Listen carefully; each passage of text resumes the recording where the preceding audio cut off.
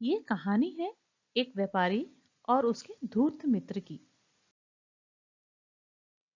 किसी नगर में जीर्णधन नामक एक व्यापारी रहता था।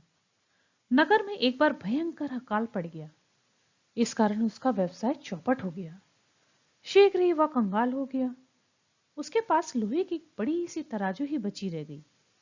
उसने तराजू को एक विश्वसनीय मित्र के पास रख दिया। फिर वह धन कमाने किसी अन्य राज्य में चला गया।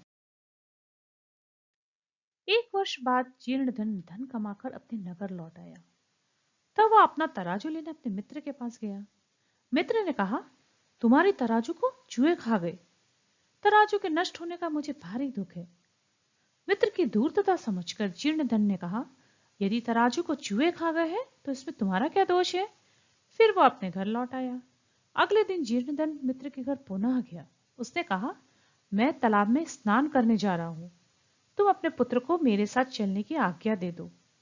चाचा भतीजे एक साथ ही स्नान करेंगे। मित्र ने सहज ही अनुमति प्रदान कर दी। जीर्णधन मित्र के पुत्र को लेकर तालाब पहुंचा। मौका देखकर उसने बालक को एक गुप्त स्थान में छुपा दिया। फिर वह नहाकर घर लौट आया। पुत्र के ना लौटने पर पिता को चिंता हुई। वह पुत्र की पड़ताल करने जीर्णधन के पास गया। पूछने पर उसने बताया कि उसे एक बाज उड़ाकर ले गया। यह सुनकर मित्र आग बुबला हो उठा। उसने कहा, कहीं बाज भी बालक को उड़ा के ले जा सकता है। जीर्णधन ने शांति से कहा, यदि बालक को बाज उड़ाकर नहीं ले जा सकता तो उस भारी तराजू को चूहे भी तो नहीं खा सकते। यह सुनकर मित्र को अपनी भूल याद आ गई। उसने जीर्णधन की तराजू वापस कर दी।